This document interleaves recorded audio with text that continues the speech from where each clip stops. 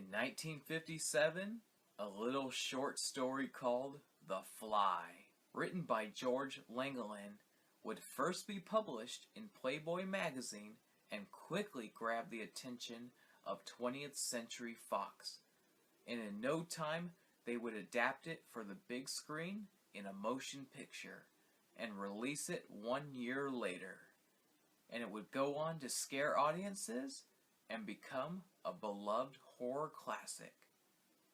Right now, I'm about to explore the short story that takes the idea of an ordinary insect and make it far beyond anything your mind could ever conceive. What's that sound? Listen. Do you hear it? It's getting closer. Really, really closer.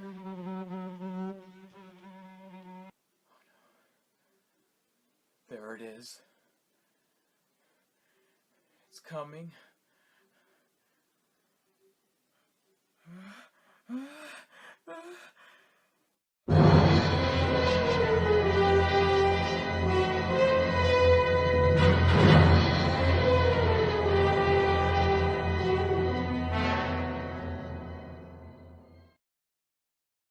I am so excited to be reading The Fly short story, something I've been wanting to do for a while now. And I want to let you know ahead of time that during the story, it'll be difficult for me to pronounce words here and there, so I will do the best I can. Without further ado, here is The Fly short story. The Fly by George Langeland. Chapter 1. Telephones and telephone bells have always made me uneasy. Years ago, when they were mostly wall fixtures, I disliked them. But nowadays, when they are planted in every nook and corner, they are a downright intrusion. We have a saying in France that a coalman is master in his own house. With the telephone, that is no longer true. And I suspect that even the Englishman is no longer king in his own castle. At the office, the sudden ringing of the telephone annoys me. It means that no matter what I am doing, in spite of the switchboard operator, in spite of my secretary, in spite of doors and walls, some unknown person is coming into the room and onto my desk to talk right into my very ear confidentially, whether I like it or not. At home, the feeling is still more disagreeable, but the worst is when the telephone rings in the dead of night. If anyone could see me turn on the light and get up blinking to answer it, I suppose I would look like any other sleepy man annoyed at being disturbed. The truth in such a case, however, is that I am struggling against panic, fighting down a feeling that a stranger has broken into the house and is in my bedroom. By the time I manage to grab the receiver and say, "I see Monsieur de l'Ombre, je vous écoute," I am outwardly calm, but I only get back to a more normal state when I recognize the voice at the other end, and when I know what is wanted of me. The effort of dominating a purely animal reaction in fear had become so effective that when my sister-in-law called me at 2 in the morning asking me to come over, but first to warn the police that she had just killed my brother, I quietly asked her how and why she had killed Andre. "But Francois, I can't explain all that over the telephone. Please call the police and come quickly. Maybe I had better see you first, Helene." "No, you better call the police first. Otherwise they will start asking you all sorts of awkward questions. They'll have enough trouble as it is to believe that I did it alone. And by the way, I suppose you ought to tell them that Andre's body is down at the factory. They may want to go there first." Did you say that Andre is at the factory? Yes, under the steam hammer. Under the what? The steam hammer. But don't ask so many questions.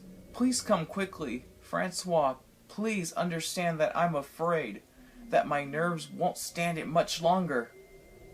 Have you ever tried to explain to a sleepy police officer that your sister-in-law has just phoned to say that she has killed your brother with a steam hammer? I repeated my explanation, but he would not let me. Que monsieur, que I bear, but who are you? What is your name? Where do you live? I said. Where do you live? It was then that Commissary Shiraz took over the line and the whole business. He at least seemed to understand everything. Would I wait for him? Yes, he would pick me up and take me over to my brother's house. When? In 5 or 10 minutes. I had just managed to pull on my trousers, wriggle into a sweater, and grab a hat and coat when a black Citroën, headlights blazing, pulled up at the door. I assume you have a night watchman at your factory, Monsieur de Lambre. Has he called you? Asked Commissary Shiraz, letting in the clutch as I sat down beside him and slammed the door of the car. No, he hasn't, though of course my brother could have entered the factory through his laboratory, where he often works late at night, all night sometimes. Is Professor de Lambre's work connected with your business? No, my brother is or was doing research for the Ministry del Air, as he wanted to be away from Paris and yet within reach of where skilled workmen could fix up or make gadgets big and small for his experiments. I offered him one of the old workshops of the factory, and he came to live in the first house built by our grandfather on the top of the hill at the back of the factory. Yes, I see. Did he talk about his work? What sort of research work? He rarely talked about it, you know. I suppose the Air Ministry could tell you. I only know that he was about to carry out a number of experiments he had been preparing for some months. Something to do with the disintegration of matter, he told me.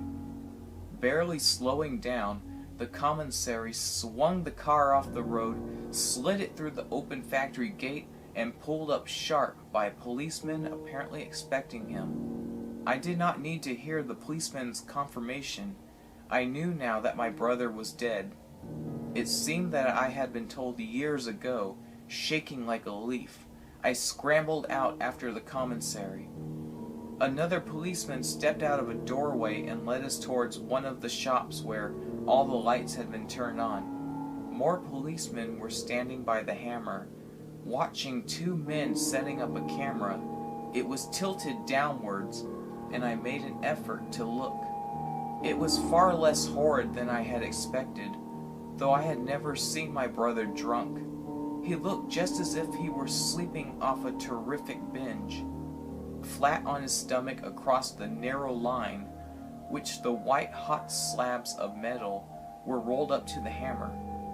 I saw at a glance that his head and arm could only be a flattened mess, but that seemed quite impossible. It looked as if he had somehow pushed his head and arms right into the metallic mass of the hammer. Having talked to his colleagues, the commissary turned towards me. How can we raise the hammer, Monsieur de Lambre? Monsieur? I'll raise it for you. Would you like us to get one of your men over? No, I'll be all right. Look, here is the switchboard. It was originally a steam hammer, but everything is worked electrically here now. Look, commissary, the hammer has been set at 50 tons, and its impact at 0. At 0? Yes, level with the ground if you prefer. It is also set for single strokes, which means that it has to be raised after each blow. I don't know what Helene, my sister-in-law, will have to say about all this, but one thing I am sure of, She certainly did not know how to set and operate the hammer. Perhaps it was set that way last night when work stopped? Certainly not. The drop is never set at 0, Monsieur le Commissaire. I see. Can it be raised gently? No, the speed of the upstroke cannot be regulated, but in any case, it is not very fast when the hammer is set for single strokes. Right. Will you show me what to do? It won't be very nice to watch, you know. No, Monsieur le Commissaire. I'll be all right. All set? Asked the commissary of the others. All right then, Monsieur de l'Ombre, whenever you like. Watching my brother's back, I slowly but firmly pushed the upstroke button. The unusual silence of the factory was broken by the sigh of compressed air rushing into the cylinders, a sigh that always makes me think of a giant taking a deep breath before sullenly socking another giant. And the steel mass of the hammer shuddered and then rose swiftly. I also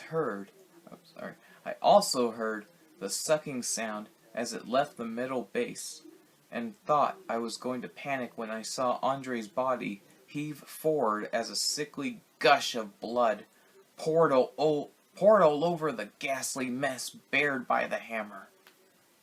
No danger of it coming down again, Monsieur de l'Ombre?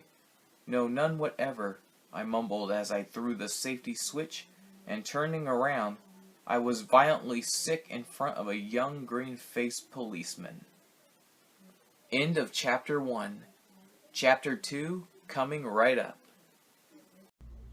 And now for Chapter 2. For weeks after, Commissary Shiraz worked on the case, listening, questioning, running all over the place, making out reports, telegraphing and telephoning right and left.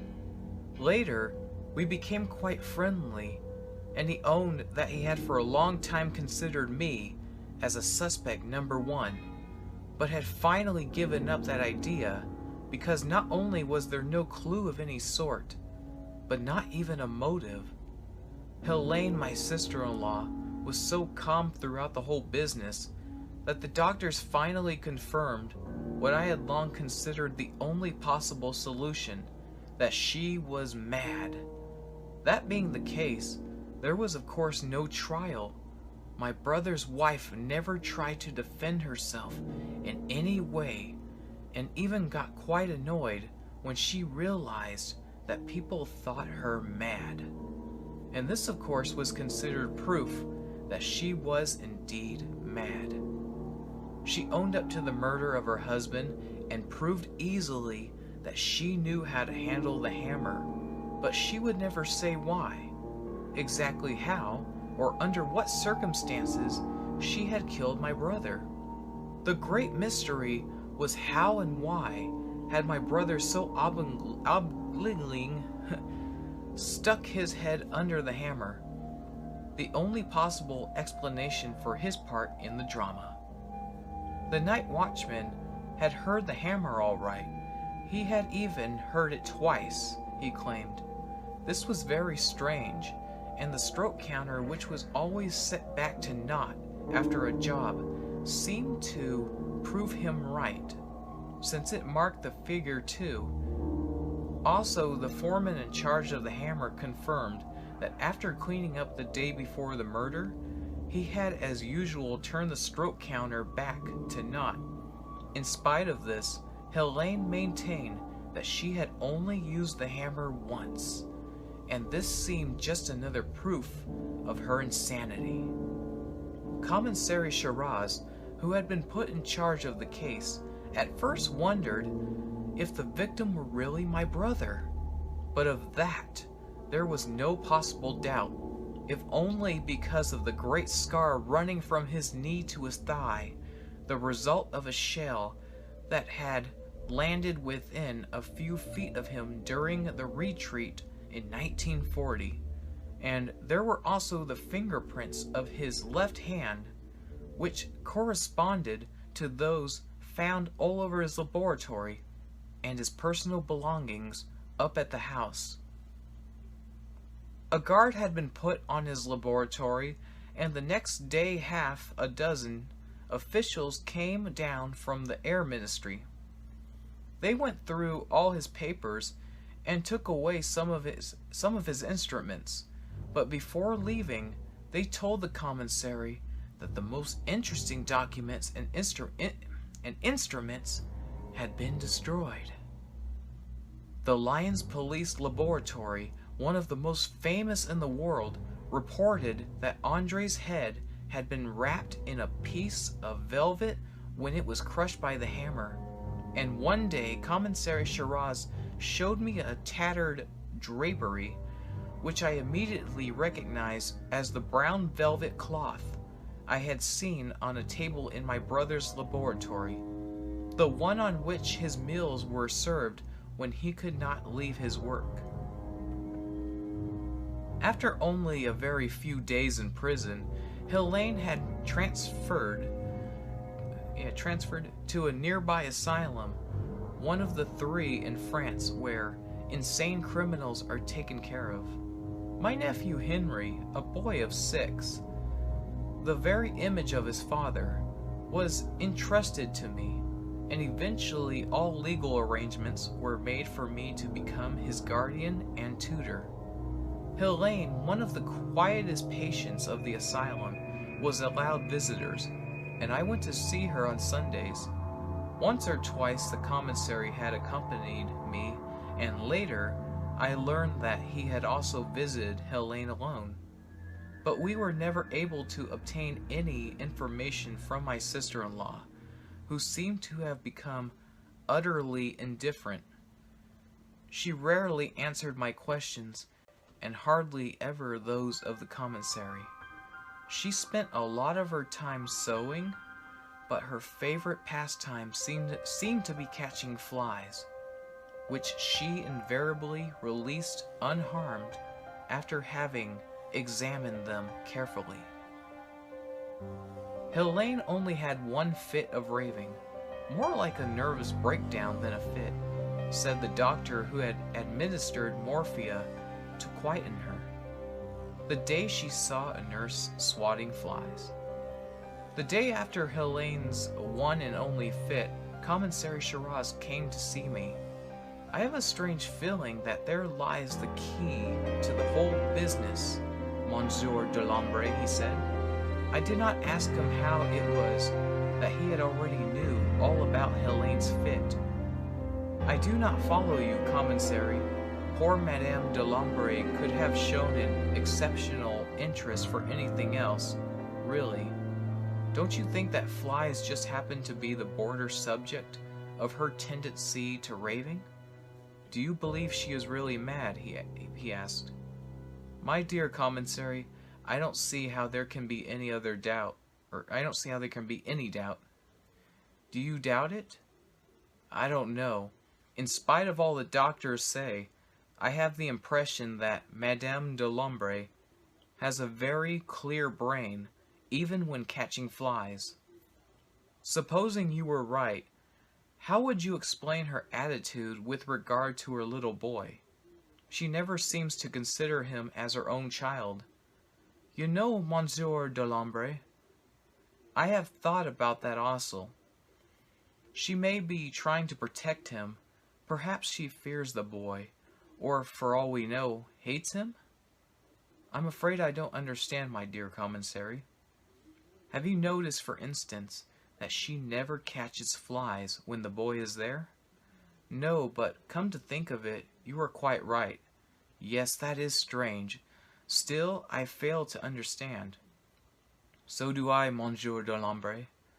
And I'm very much afraid that we shall never understand, unless perhaps your sister-in-law should get better.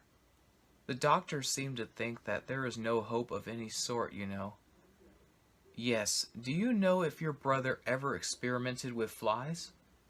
I really don't know, but I shouldn't think so. Have you asked the Air Ministry people?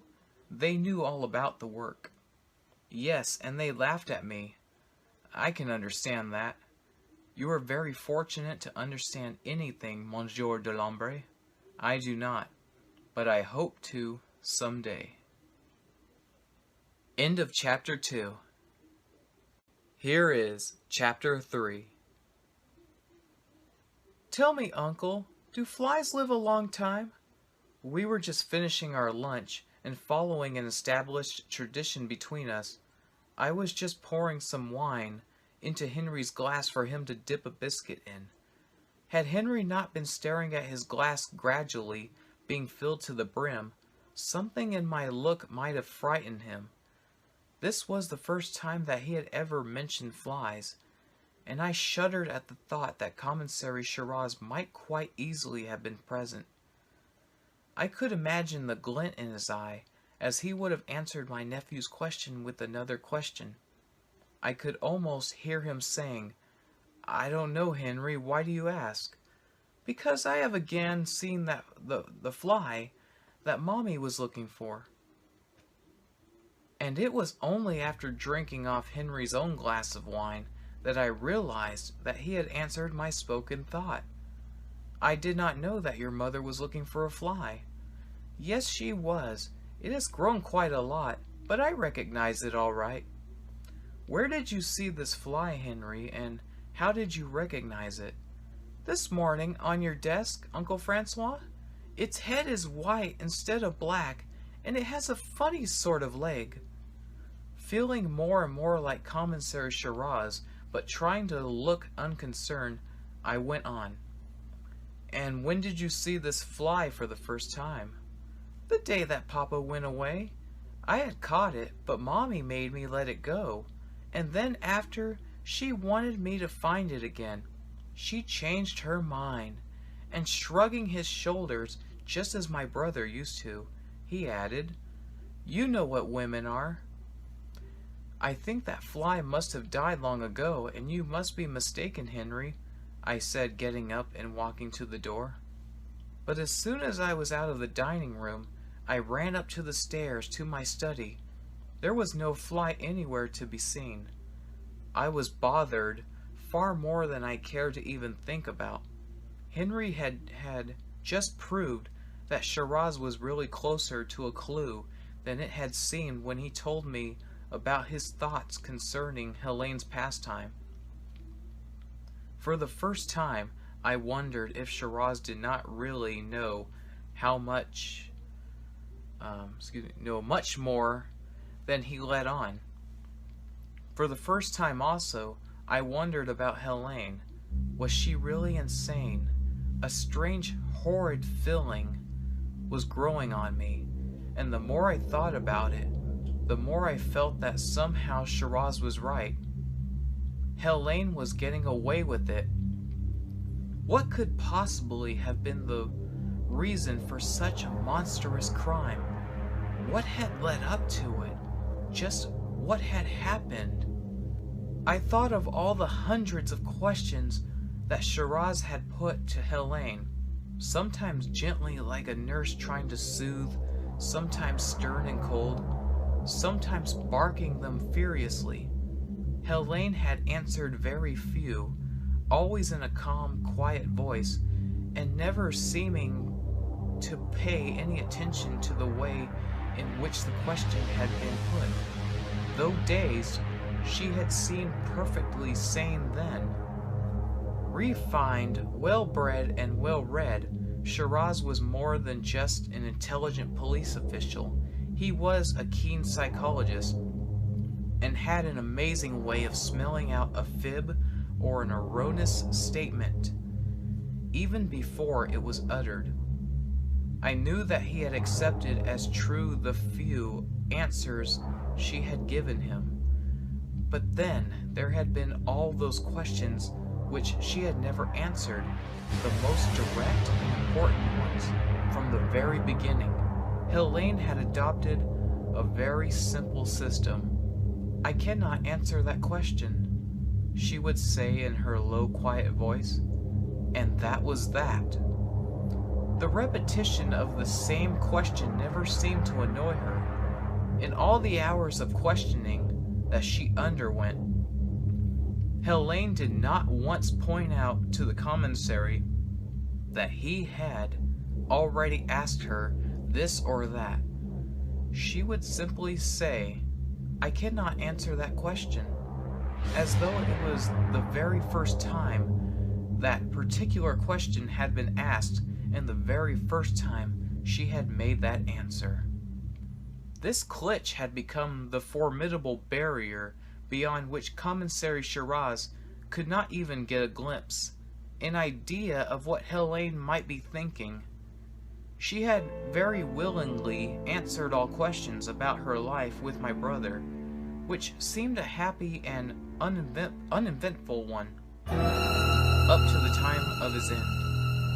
About his death, however, all that she would say was that she had killed him with the steam hammer, but she refused to say why, what had led up to the drama, and how she got my brother to put his head under it.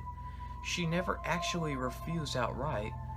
She would just go blank, and with no apparent emotion, would switch over to, I cannot answer that question for you. Helene, as I have said, had shown the commissary that she knew how to set and operate the steam hammer. Shiraz could only find one single fact which did not coincide with Helene's declarations. The fact that the hammer had been used twice. Shiraz was no longer willing to attribute this to insanity. That evident flaw in Helene's stonewall defense seemed a crack which the commissary might possibly enlarge, but my sister-in-law finally cemented it by acknowledging, "All right, I lied to you. I did use the hammer twice. But do not ask me why, because I cannot tell you." "Is that your only misstatement, Madame de Lambre?" had asked the commissary, trying to follow up what looked at last like an advantage. "It is, and you know it, Monsieur le Commissary." And annoyed, Shiraz had seen that Helene could read him like an open book. I had thought of calling on the commissary, but the knowledge that he would inevitably start questioning Henry made me hesitate. Another reason also made me hesitate, a vague sort of fear that he would look for and find the fly Henry had talked of. And that annoyed me a good deal because I could find no satisfactory explanation for that particular fear. Andre was definitely not the absent-minded sort of professor who walks about in pouring rain with a rolled umbrella under his arm. He was human, had a keen sense of humor, loved children and animals, and could not bear to see anyone suffer. I had often seen him drop his work to watch a parade of the local fire brigade, or see the Tour de France cyclists go by, or even follow a circus parade all around the village. He liked games of logic and precision, such as billiards and tennis, bridge and chess. How was it, then, possible to explain his death? What could have made him put his head under that hammer? It could hardly have been the result of some stupid bet, or a test of his courage. He hated betting and had no patience with those who indulged in it. Whenever he heard a bet proposed, he would invariably remind all present that, after all, a bet was but a contract between a fool and a swindler, even if it turned out to be a toss-up as to which was which. It seemed there were only two possible explanations to Andre's death. Either he had gone mad, or else he had a reason for letting his wife kill him in such a strange and terrible way. And just what could have been his wife's role in all this? They surely could not have been both insane? Having finally decided not to tell Shiraz about my nephew's innocent revelations, I thought I myself would try to question Helene. She seemed to have been expecting my visit, for she came into the parlor almost as soon as I had made myself known to the matron and been allowed inside. "I wanted to show you my garden," explained Helene as I looked at the coat slung over her shoulders.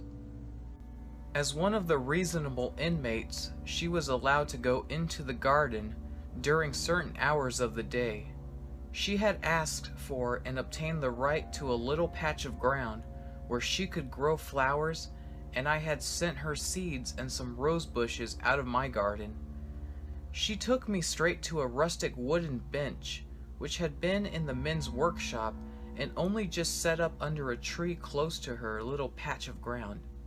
Searching for the right way to broach the subject of Andre's death, I sat for a while, tracing vague designs on the ground with the end of my umbrella. "Francois, I want to ask you something," said Helene after a while. "Anything I can do for you, Helene?" "No, just something I want to know. Do flies live very long?" Staring at her, I was about to say that her boy had asked the very same question a few hours earlier, when I suddenly realized that here was the opening I had been searching for, and perhaps even the possibility of striking a great blow, a blow perhaps powerful enough to shatter her stone-wall defense, be it sane or insane. Watching her carefully, I replied, "I don't really know, Helene, but the fly you were looking for was in my study this morning. No doubt about it, I had struck a shattering blow. She swung her head round with such force that I heard the bones crack in her neck. She opened her mouth, but said not a word. Only her eyes seemed to be screaming with fear. Yes, it was evident that I had crashed through something, but what? Undoubtedly, the commissary would have known what to do with such an advantage. I did not. All I knew was that he would never have given her time to think, to recuperate, but all I could do, and even that was a strain, was to maintain my best poker face, hoping against hope that Helene's defenses would go on crumbling. She must have been quite a while without breathing, because she suddenly gasped and put both her hands over her still open mouth. "Francois, did you kill it?" she whispered, her eyes no longer fixed, but searching every inch of my face. "No." "You have it then. You have it on you. Give it to me," she almost shouted, touching me with both her hands, and I knew that had she felt strong enough, she would have tried to search me. "No, Helene, I haven't got it." "But you know now. You have guessed, haven't you?" "No, Helene, I only know one thing, and that is that you are not insane. But I mean to know all, Helene, and somehow I am going to find out. You can choose. Either you tell me everything and I'll see what is to be done, or what? Say it." "I was going to say it, Helene. Or I assure you that your friend the commissary will have that fly first thing tomorrow morning." She remained quite still, looking down at the palms of her hands on her lap, and although it was getting chilly, her forehead and hands were moist. Without even brushing aside a wisp of long brown hair blown across her mouth by the breeze, she murmured, "If I tell you, will you promise to destroy that fly before doing anything else?" "No, Helene, I can make no such promise before knowing. But Francois, you must understand, I promised Andre that fly would be destroyed. That promise must be kept, and I can say nothing until it is." I could sense the deadlock ahead. I was not yet losing ground, but I was losing the initiative. I tried a shot in the dark. "Helene, of course you understand that as soon as the police examine that fly, they will know that you are not insane, and then—" "Francois, no!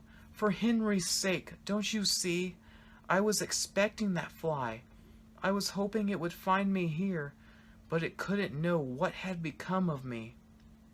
What else could it do but go to others it loves, to Henry, to you, you who might know and understand what was to be done? Was she really mad, or was she simulating again?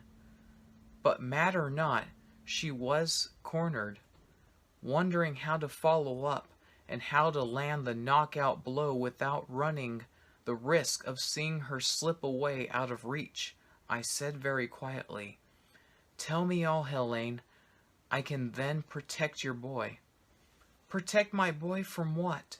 Don't you understand that if I am here, it is merely so that Henry won't be the son of a woman who was guillotined for having murdered his father? Don't you understand that I would by far prefer the guillotine to the living death of this lunatic asylum?" "I understand, Helene, and I'll do my best for the boy whether you tell me or not. If you refuse to tell me, I'll still do the best I can to protect Henry, but you must understand that the game will be out of my hands because Commissary Shiraz will have the fly." "But why must you know?" said rather than asked my sister-in-law, struggling to control her temper. "Because I must and will know how and why my brother died, Helene." "All right, take me to the house. I'll give you what your commissary would call my confession." "Do you mean to say that you have written it?" "Yes, it was not really meant for you, but more likely for your friend the commissary. I had foreseen that, sooner or later, he would get too close to the truth." "You then have no objection to his reading it?" "You will act as you think fit, Francois. Wait for me a minute." Leaving me at the door of the parlor, Helene ran upstairs to her room. In less than a minute she went back with a large brown envelope. "Listen, Francois, you are not nearly as bright as was your poor brother, but you are not unintelligent. All I ask is that you read this alone. After that you may do as you wish." "That I promise you, Helene," I said, taking the precious envelope. "I'll read it tonight, and although tomorrow is not a visiting day, I'll come down to see you." "Just as you like," said my sister-in-law without even saying goodbye, as she went back upstairs. End of Chapter 3. Now for Chapter 4. It was only on reaching home, as I walked from the garage to the house, that I read the inscription on the envelope. To whom it may concern, probably Commissary Shiraz. Having told the servants that I would have only a light supper to be served immediately in my study, and that I was not to be disturbed after, I ran upstairs, threw Helene's envelope on my desk, and made another careful search of the room before closing the shutters and drawing the curtains. All I could find was a long-since-dead mosquito stuck to the wall near the ceiling. Having motioned to the servant to put her tray down on a table by the fireplace, I poured myself a glass of wine and locked the door behind her. I then disconnected the telephone, I always did this now at night, and turned out all the lights but the lamp on my desk. Slitting open Helene's fat envelope, I extracted a thick wad of closely written pages. I read the following lines neatly centered in the middle of the top page. "This is not a confession because, although I killed my husband, I am not a murderess. I simply and very faithfully carried out his last wish by crushing his head and right arm under the steam hammer of his brother's factory." Without even touching the glass of wine by my elbow, I turned the page and started reading. For very nearly a year, before his death, the manuscript began. My husband had told me of some of his experiments.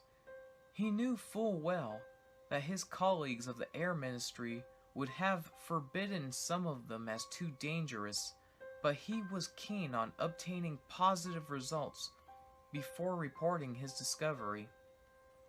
Whereas only sound and pictures had been so far transmitted through space by radio and television, Andre claimed to have discovered a way of transmitting matter. Matter, any solid object placed in his transmitter, was instantly disintegrated and reintegrated in a special receiving set. Andre considered his discovery as perhaps the most important since that of the wheel sawn off the end of a tree trunk. He reckoned that the transmission of matter by instantaneous disintegration-reintegration would completely change life as we had known it so far. It would mean the end of all means of transport, not only of goods, including food, but also of human beings. Andre, the practical scientist who never allowed theories or daydreams to get the better of him, already foresaw the time when there would be no longer be any airplanes, ships, trains, or cars, and therefore no longer any roads or railway lines, ports, airports, or stations. All that would be replaced by matter transmitting and receiving stations throughout the world.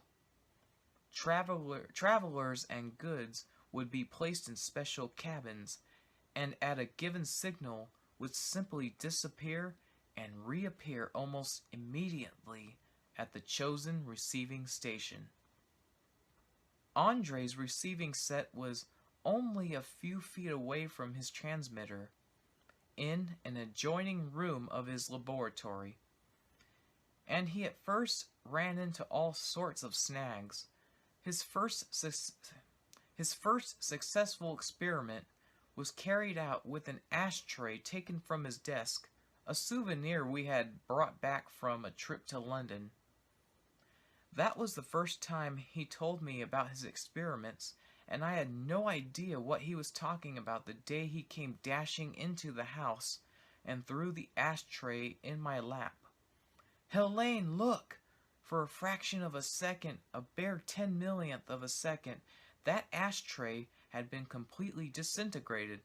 For one little moment, it no longer existed. Gone! Nothing left. Absolutely nothing. Only atoms traveling through space at the speed of light, and the moment after, the atoms were once more gathered together in the shape of an ashtray." "Andre, please, please, what on earth are you raving about?" He started sketching all over a letter I had been writing. He laughed at my wry face, swept all my letters off the table, and said, "You don't understand. Right. Let's start off all over again. Helene, do you remember I once read you an article about the mysterious flying stones that seem to come through nowhere in particular, and which are said to occasionally fall in certain houses in India? They come flying in as though thrown from outside, and that, in spite of closed doors and windows." "Yes, I remember. I also remember that Professor Augier, your friend of the College de France, who had come down for a few days, remarked that if there was no trickery about it, the only possible explanation was that the stones had been disintegrated, after having been thrown from outside, come through the walls, and then been reintegrated before hitting the floor or the opposite walls." "That's right, and I added that there was of course one other possibility, namely the momentary and partial disintegration of the walls as the stone or stones came through." "Yes, Andre, I remember all that, and I suppose you also remember that I failed to understand, and that you got quite annoyed. Well, I still do not understand why and how even disintegrated stones should be able to come through a wall or closed door. But it is possible, Helene, because the atoms that go to make up matter are not close together like the bricks of a wall. They are separated by relative immensities of space. Do you mean to say that you have disintegrated that ashtray and then put it together again after pushing it through something? Precisely, Helene. I project it through the wall that separates my transmitter from my receiving set. And would it be foolish to ask how humanity is to benefit from ashtrays that can go through walls? Andre seemed quite offended, but he soon saw that I was only teasing, and again waxing enthusiastic. He told me of some of the possibilities of his discovery. "Isn't it wonderful, Helene?" he finally gasped out of breath. "Yes, Andre, but I hope you won't ever transmit me. I'd be too much afraid of coming out at the other end like your ashtray." "What do you mean? Do you remember what was written under that ashtray?" "Yes, of course. Made in Japan. That was the great joke of our typically British souvenir. The words are still there, Andre, but look!" He took the ashtray out of my hands, frowned, and walked over to the window. Then he went quite pale, and I knew that he had seen what had proved to me that he had indeed carried out a strange experiment. The three words were still there, but reversed and reading, Nap ja ni idam. Without a word, having completely forgotten me, Andre rushed off to his laboratory. I only saw him the next morning, tired and unshaven after a whole night's work. A few days later, Andre had a new reverse, which put him out of the sorts and made him fussy and grumpy for several weeks. I stood it patiently enough for a while, but being myself bad-tempered one evening, we had a silly row over some futile thing, and I reproached him for his moroseness. "I'm sorry, Cherie. I've been working my way through a maze of problems, and had given you all a very rough time. You see, my very first experiment with a live animal proved a complete fiasco." "Andre, you tried that experiment with Dandolo, didn't you?" "Yes, how did you know?" he answered sheepishly. "He disintegrated perfectly, but never reappeared in the receiving set." "Oh, Andre, what became of him then?" "Nothing. There is just no more Dandolo, only the dispersed atoms of a cat wandering, God knows where in the universe." Dandolo was a small white cat the cook had found one morning in the garden, and which we had promptly adopted. Now I knew how it disappeared, and was quite angry about the whole thing, but my husband was so miserable over it all that I said nothing. I saw little of my husband during the next few weeks. He had most of his meals sent down to the laboratory.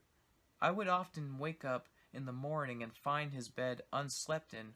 Sometimes, if he had come in very late, I would find that the storm-swept appearance which only a man can give a bedroom by getting up very early and fumbling around in the dark. One evening he came home to dinner all smiles, and I knew that his troubles were over. His face dropped, however, when he saw I was dressed for going out. "Oh, were you going out, Helene?" "Yes, the Drillins invited me for a game of bridge, but I can easily phone them and put it off." "No, it's all right." "It isn't all right. Out with it, dear." "Well, I've at last got everything perfect and wanted you to be the first to see the miracle." "Magnifique, Andre! Of course, I'll be delighted." Having telephoned our neighbors to say how sorry I was, and so forth, I ran down to the kitchen and told the cook that she had exactly 10 minutes in which to prepare a celebration dinner. "An excellent idea, Helene," said my husband, when the maid appeared with the champagne after our candlelight dinner. "We'll celebrate with reintegrated champagne," and taking the tray from the maid's hands, he led the way down to the laboratory. "Do you think it will be as good as before its disintegration?" I asked, holding the tray while he opened the door and switched on the lights. "Have no fear, you'll see.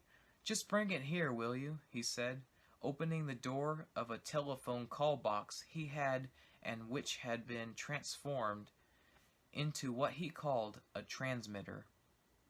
"Put it down on that now," he added, putting a stool inside the box.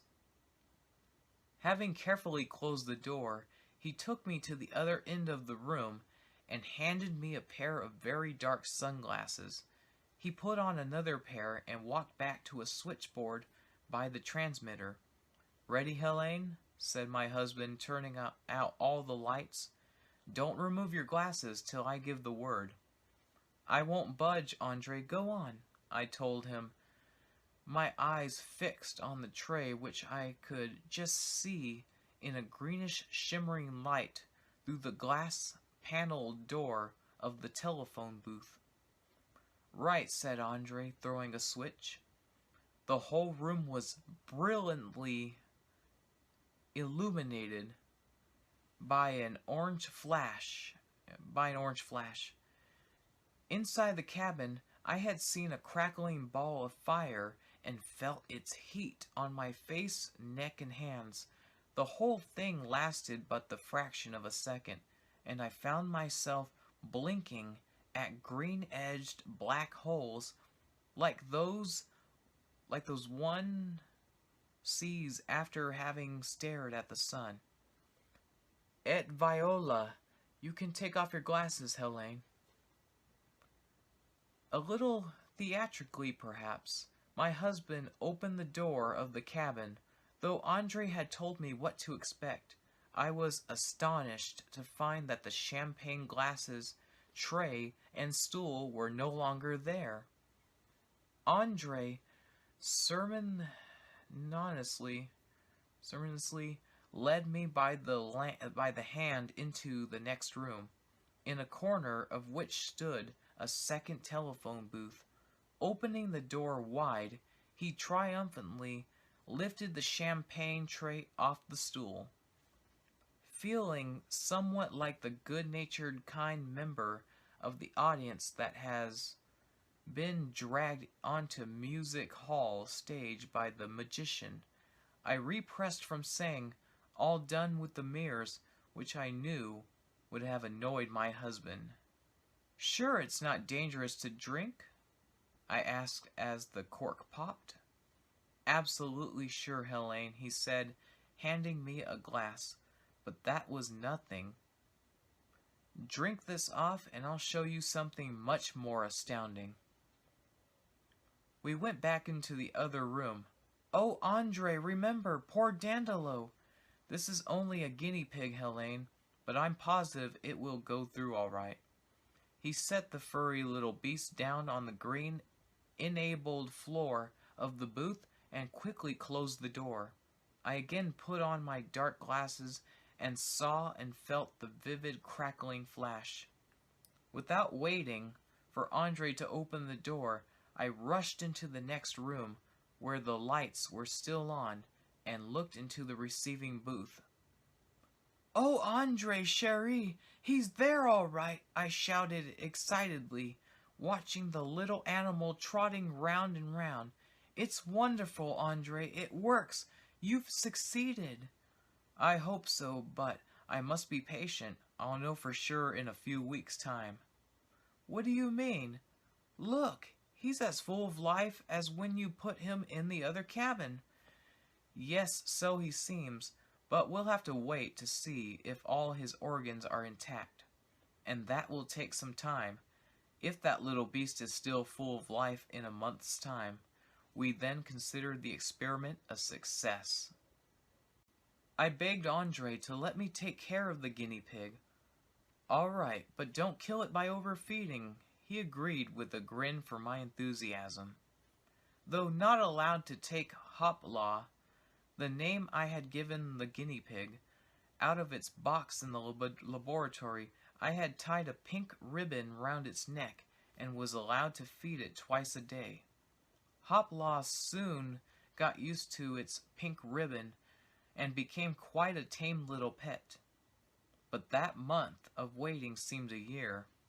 And then one day, Andre put McQueet, our cocker spaniel, into his transmitter. He had not told me beforehand, knowing full well that I would never have agreed to such an experiment with our dog. But when he did tell me, McQueet had been successfully transmitted half a dozen times and seemed to be enjoying the operation thoroughly. No sooner was she let out of the reintegrator than she dashed madly into the next room, scratching at the transmitter door to have another go, as Andre called it. I now expected that my husband would invite some of his colleagues and air ministry specialists to come down. He usually did this when he had finished a research job, and before handing them long detailed reports, which he always typed himself, he would carry out an experiment or two before them. But this time, he just went on working. One morning, I finally asked him when he intended throwing his usual surprise party, as we called it.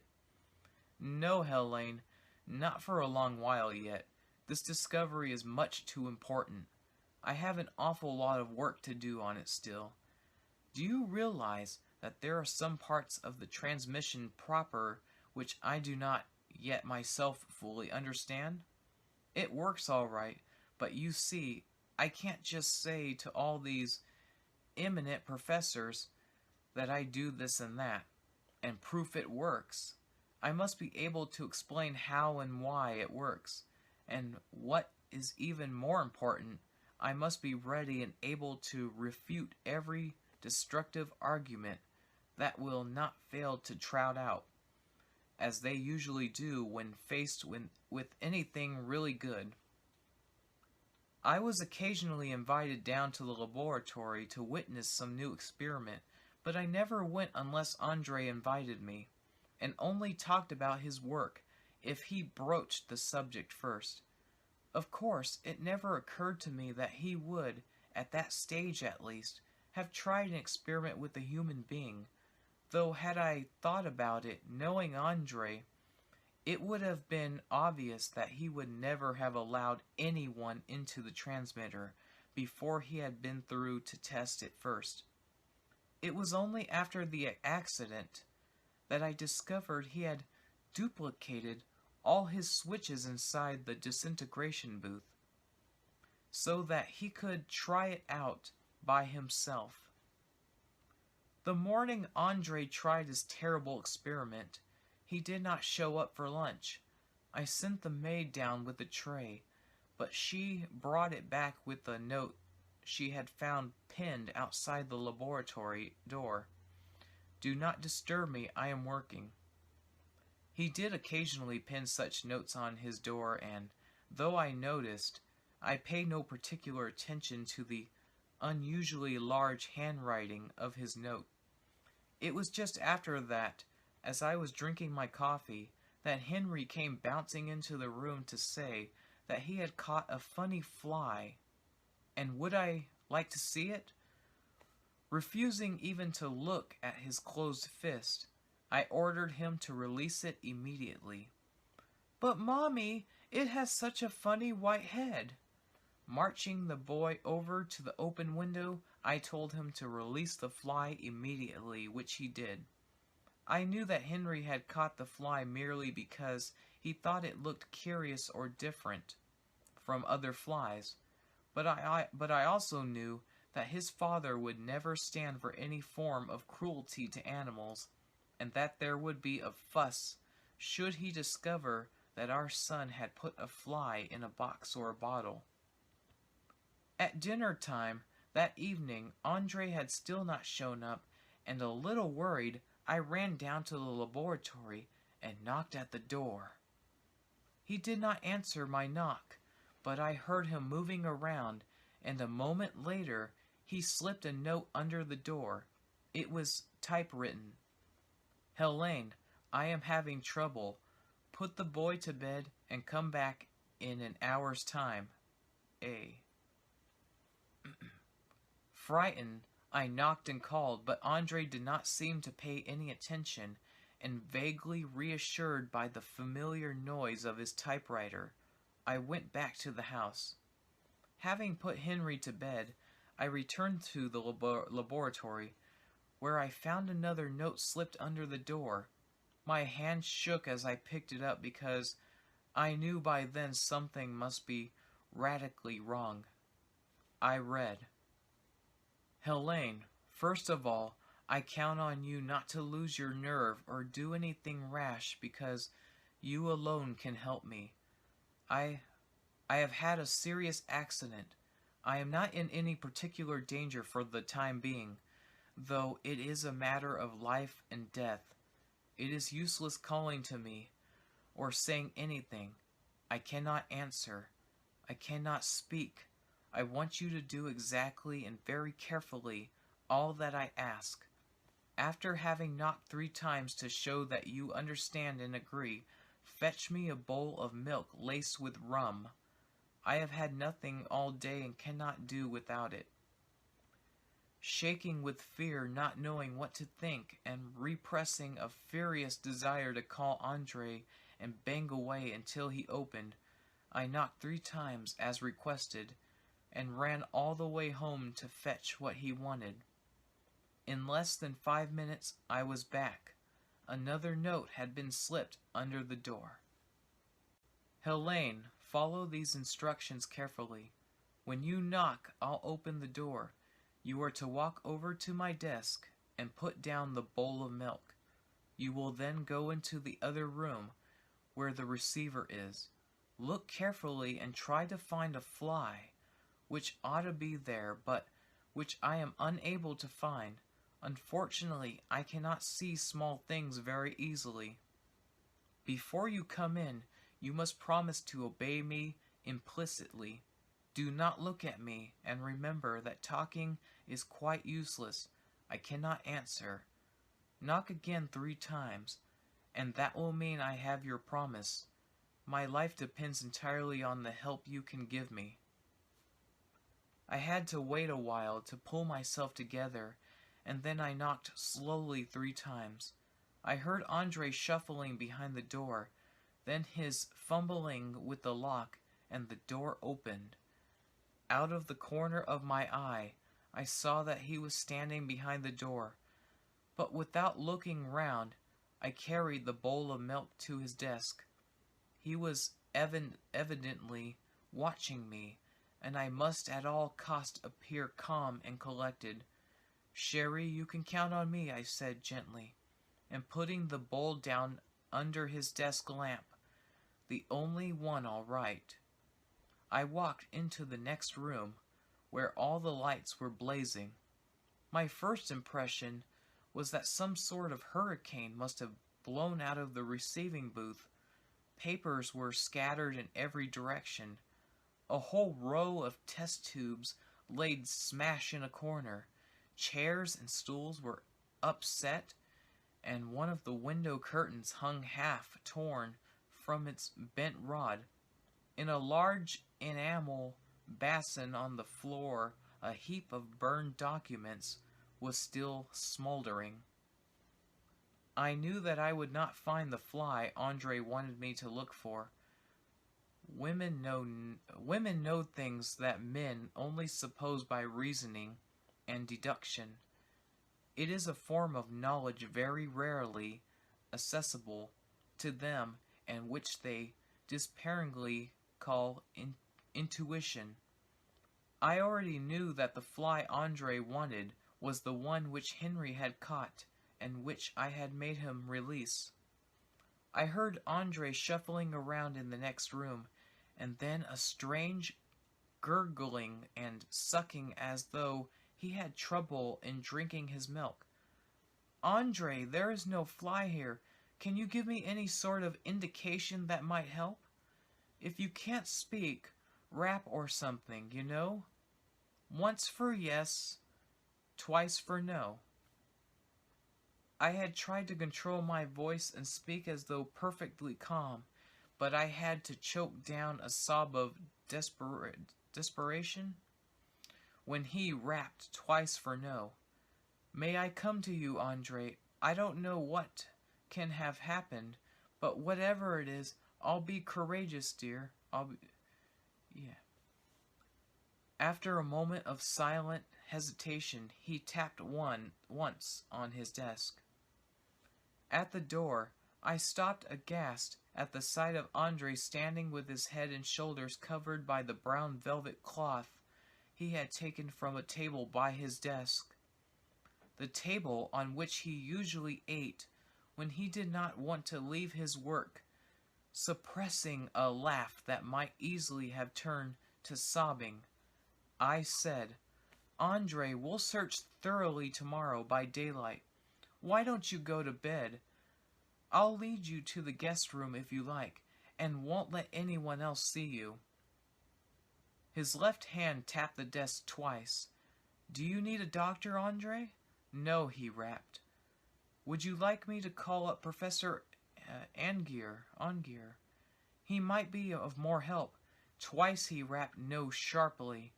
I did not know what to do or say, and then I told him. "Henry caught a fly this morning which he wanted to show me, but I made him release it. Could it have been the one you were looking for? I didn't see it, but the boy said its head was white." Andre emitted a strange metallic sigh, and I just had time to bite my fingers fiercely in order not to scream.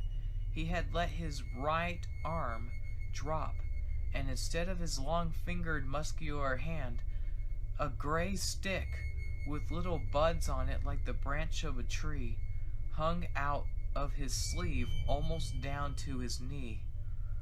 Whew. "Andre, Mom Cherie, tell me what happened. I might be of more help to you if I knew. Andre, oh, it's terrible!" I sobbed, unable to control myself.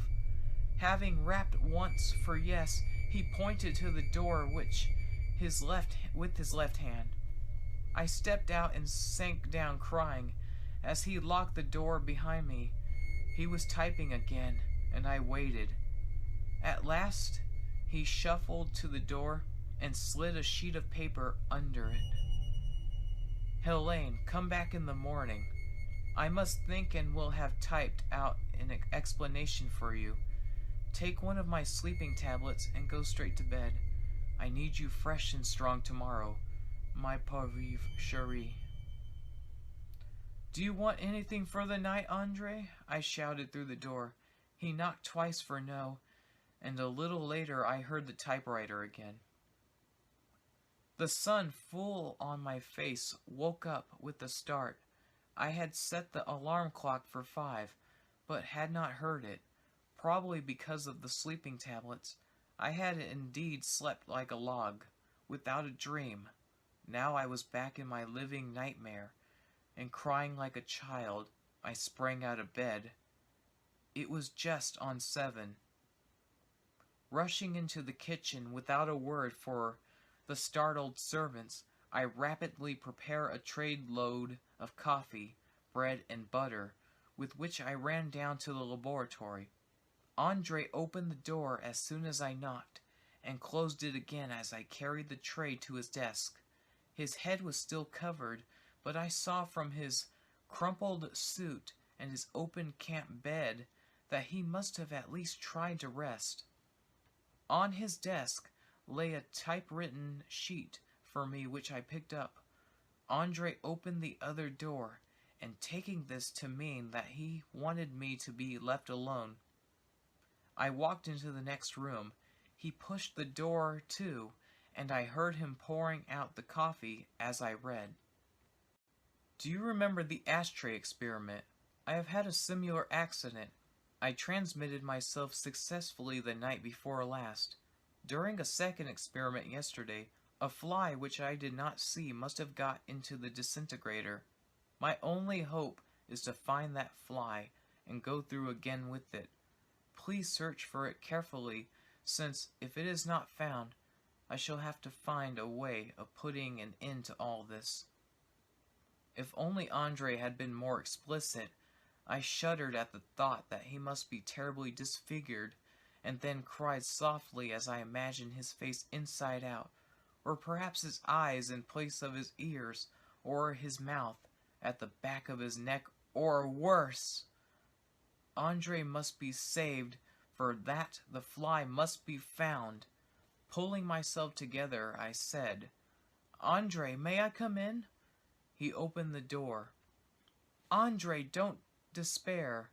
I am going to find that fly. It is no longer in the laboratory, but it cannot be very far. I suppose you're disfigured, perhaps terribly so, but there can be no question of putting an end to all this, as you say in your note. That I will never stand for. If necessary, if you do not wish to be seen, I'll make you a mask or a cowl, so that you can go on with your work until you get well again. If you cannot work, I'll call Professor Augier, and he and all your other friends will save you, Andre." Again I heard that curious metallic sigh as he rapped violently on his desk. "Andre, don't be annoyed. Please be calm. I won't do anything without first consulting you. But you must rely on me. Have faith in me and let me help you as best I can. Are you terribly disfigured, dear? Can't you let me see your face? I won't be afraid. I am your wife, you know." But my husband again rapped a decisive no and pointed to the door. "All right. I'm going to search for the fly now, but promise me you won't do anything foolish. Promise you won't do anything rash or dangerous without first letting me know all about it." He extended his left hand, and I knew I had his promise. I will never forget that ceaseless day-long hunt for a fly. Back home, I turned the house inside out and made all the servants join in the search. I told them that a fly had escaped from the professor's laboratory and that it must be captured alive, but it was evident that already thought me crazy. They said so to the police later, and that day's hunt for a fly most probably saved me from the guillotine later. I questioned Henry, as he failed to understand right away what I was talking about. I shook him and slapped him and made him cry in front of the round-eyed maids, realizing that I must not let myself go. I kissed and petted the poor boy, at last made him understand what I wanted of him. Yes, he remembered. He had found the fly just by the kitchen window. Yes, he had released it immediately as told to. Even in summertime, we had very few flies because our house is on top of a hill, and the slightest breeze coming across the valley blows round it. In spite of that, I managed to catch dozens of flies that day. On all the window sills and all over the garden I had put saucers of milk, sugar, jam, meat, all things likely to attract flies. Of all those we caught, and many others which we failed to catch, but which I saw, none resembled the one Henry had caught the day before. One by one, with a magnifying glass, I examined every unusual fly, but none had anything like a white head. At lunchtime, I ran down to Andre with some milk and mashed potatoes. I also took some of the flies we had caught, but he gave me to understand that they could be of no possible use to him. "If that fly has not been found tonight, Andre, we'll have to see what is to be done. And this is what I propose. I'll sit in the next room. When you can't answer by the yes-no method of rapping, you'll type out whatever you want to say and then slip it under the door. Agreed?" "Yes," rapped Andre. By nightfall, we had still not found the fly. At dinner time, as I prepared Andre's tray, I broke down and sobbed in the kitchen in front of the silent servants. My maid thought that I had a row with my husband, probably about the mislaid fly. But I learned later that the cook was already quite sure that I was out of my mind. Without a word, I picked up the tray and then put it down again as I stopped by the telephone. That this was really a matter of life and death for Andre, I had no doubt. Neither did I doubt that he fully intended committing suicide unless I could make him change his mind, or at least put off such a drastic decision. Would I be strong enough? He would never forgive me for not keeping a promise, but under the circumstances, did that really matter? To the devil with promises and honor. At all cost, Andre must be saved, and having thus made up my mind, I looked up and dialed Professor Aguirre's number. "The professor is away, and will not be back before the end of the week," said a polite, neutral voice at the other end of the line. That was that. I would have to fight alone, and fight I would. I would save Andre, come what may. All my nervousness had disappeared as Andre let me in, and after putting the tray of food down to his desk, I went into the other room as agreed.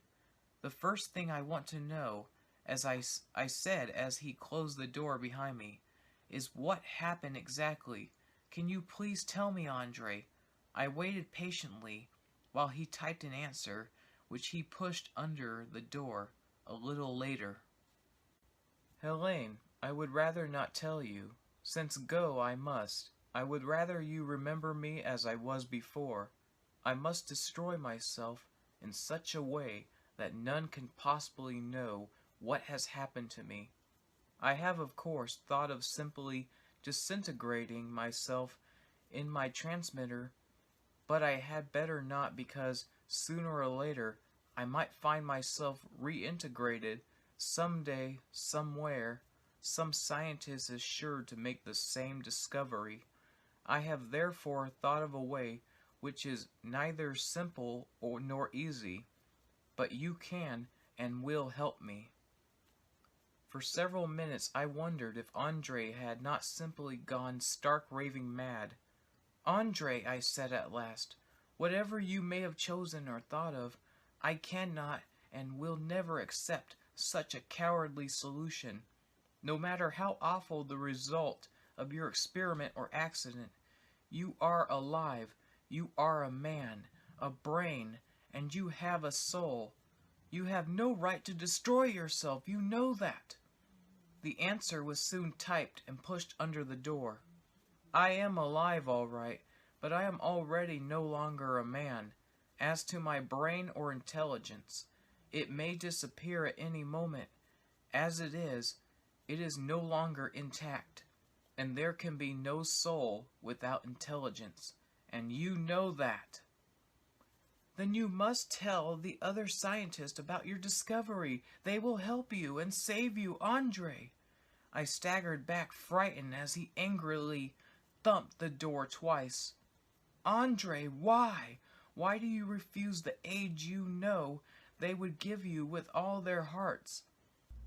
A dozen furious knocks shook the door and made me understand that my husband would never accept such a solution. I had to find other arguments. For hours, it seemed, I talked to him about our boy, about me, about his family, about his duty to us and to the rest of humanity. He made no reply of any sort. At last, I cried, "Andre, do you hear me?" Yes, he knocked very gently. "Well, listen then. I have another idea. You remember your first experiment with the ashtray?"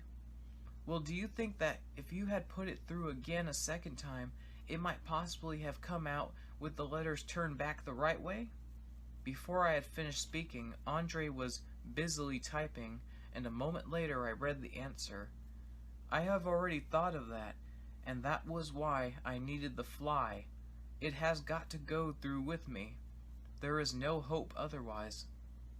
Try all the same, Andre. You never know. I have tried 7 times already, was the typewritten reply I got to that. Andre, try again, please. The answer this time gave me a flutter of hope, because no woman has ever understood or will ever understand how a man about to die can possibly consider anything funny. I deeply admire your delicious feminine logic. We could go on doing this experiment until doomsday. However, just to give you that pleasure, probably the very last I shall ever be able to give you, I will try once more. If you cannot find the dark glasses, turn your back to the machine and press your hands over your eyes. Let me know when you are ready. Ready, Andre! I shouted without even looking for the glasses, and following his instructions. I heard him moving around, and then open and close the door of his disintegrator, after what seemed a very long wait, but probably was not more than a minute or so. I heard a violent crackling noise, and perceived a bright flash through my eyelids and fingers. I turned around as the cabin door opened. His head and shoulders still covered with the brown velvet carpet, Andre was gingerly stepping out of it. How do you feel, Andre? Any difference? I asked, touching his arm. He tried to step away from me and caught his foot in one of the stools, which I had not troubled to pick up. He made a violent effort to regain his balance, and the velvet carpet slowly slid off his shoulders and head as he fell heavily backwards. The horror was too much for me, too unexpected. As a matter of fact, I am sure that even had I known the horror impact could hardly have been less powerful. Trying to push both hands into my mouth to stifle my screams, and although my fingers were bleeding, I screamed again and again. I could not take my eyes off him. I could not even close them, and yet I knew that if I looked at the horror much longer, I would go on screaming for the rest of my life. Slowly the monster, the thing that had been my husband, covered its head, got up, and groped its way to the door and past it. Though still screaming, I was able to close my eyes. I, who had ever been a true Catholic, who believed in God and another, better life hereafter, have today but one hope, that when I die, I really die, and that there may be no afterlife or any sort, because if there is, then I shall never forget. Day and night, awake or asleep, I see it, and I know I am condemned to see it forever, even perhaps into oblivion. Until I am totally extinct, nothing will ever make me forget that dreadful white, hairy head with its low, flat skull and its 2 pointed ears, pink and moist. The nose was also that of a cat, a huge cat, but the eyes, or rather where the eyes should have been, were 2 brown bumps the size of saucers. Instead of a mouth, animal or human, was a long, hairy, vertical slit from which hung a black, curving trunk that widened at the end, trumpet-like, and from which saliva kept dripping. I must have fainted because I found myself flat on my stomach on the cold cement floor of the laboratory, staring at the closed door behind which I could hear the noise of Andre's typewriter. numb and empty. I must have looked at as people do immediately after a terrible accident, before they fully understand what has happened. I could only think of a man I had once seen on the platform of a railway station, quite conscious, and looking stupidly at his legs still on the line where the train had just passed. My throat was aching terribly, and that made me wonder if my vocal cords had not perhaps been torn, and whether I would ever be able to speak again.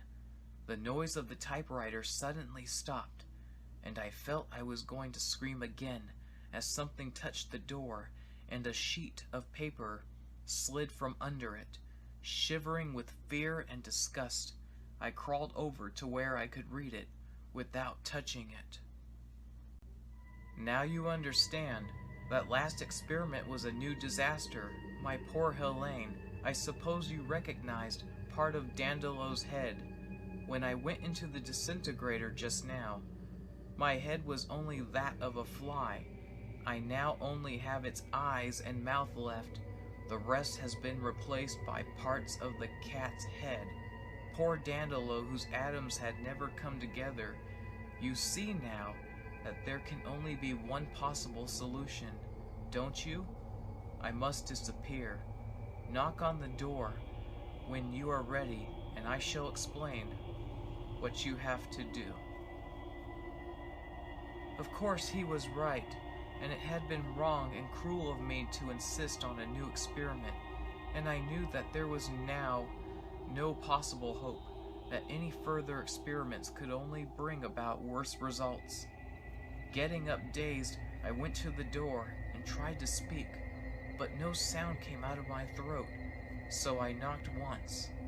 You can of course guess the rest. He explained his plan in short typewritten notes, and I agreed. I agreed to everything.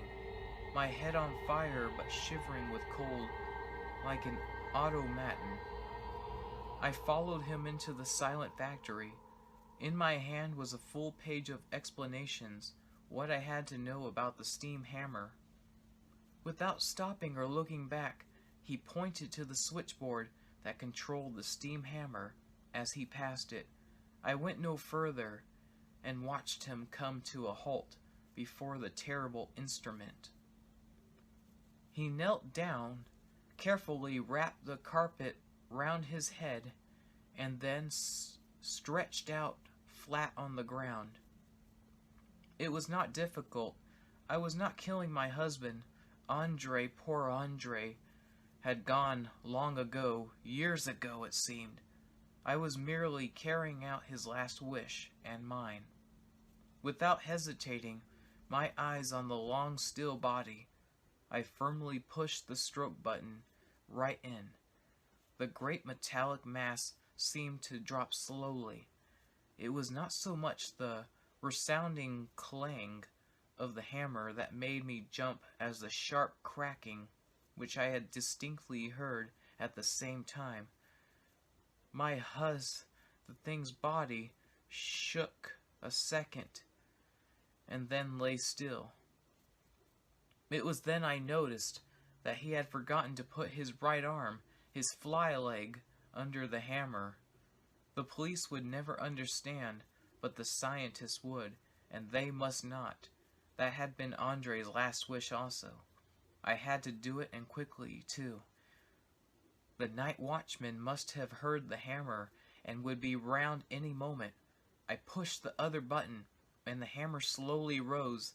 Seeing but trying not to look, I ran up, leaned down, lifted and moved forward the right arm, which seemed terribly light. Back at the switchboard again, I pushed the red button, and down came the hammer a second time. Then I ran all the way home. You know the rest, and can do whatever you think right. So ended Helene's manuscript. End of chapter 4, and now coming up chapter 5. Now for chapter 5, the final chapter. The following day, I telephoned Commissary Shiraz to invite him to dinner. With pleasure, Monsieur de Lambre. Allow me, however, to ask, is it the commissary you are inviting, or just Monsieur Shiraz? Have you any preference? No, not at the present moment. Well then, make it whichever you like. Will 8 o'clock suit you? Although it was raining, the commissary arrived on foot that evening.